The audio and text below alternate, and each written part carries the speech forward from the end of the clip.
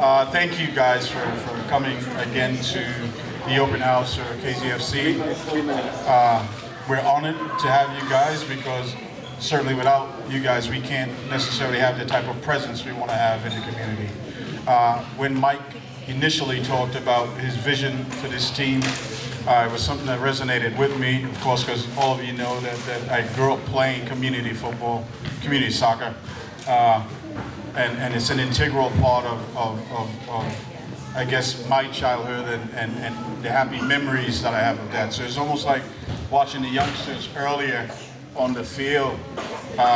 It's funny, right? Because in the US here, we tend to have really strict formats for how we play the game within age groups, with specific numbers and things of that nature. But when I was growing up, you could essentially be on a field like this, and it could be 25v25 with no age limits. And at the end of the day, it was you survived if you had skill on the ball. If you didn't, you just didn't, right?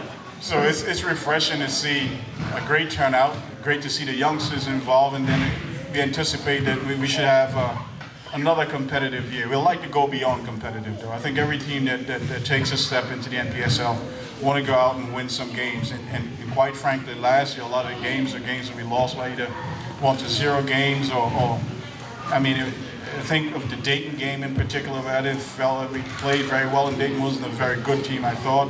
In the Lansing game, when we outplayed them with probably 9 men on the field, we should have probably done that with 11 and sealed that game.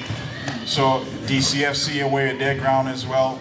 So there's a lot of growing pains, but we hope to go beyond that this year. You'll probably see a core group of returners, but you'll also see some additional young men in the community that we'll probably get from trials, but you also see some others that were recruited because we want to make sure that we can put a product out there that you and the rest of the community can be proud of. So again, we're just really grateful for you, for your support, for everything that you've done to help to make this sustainable and to continue to make it viable, because it's not only about us here, but it's about all those kids that's playing on that backfield. Maybe 10 years from now, or 15 years from now, many of them will be in this same type of position and building on an even greater tradition, right? So at the end of the day, it's about legacy, it's about community, it's about neighborhood, it's about family, right? And hopefully it's about winning some games as well.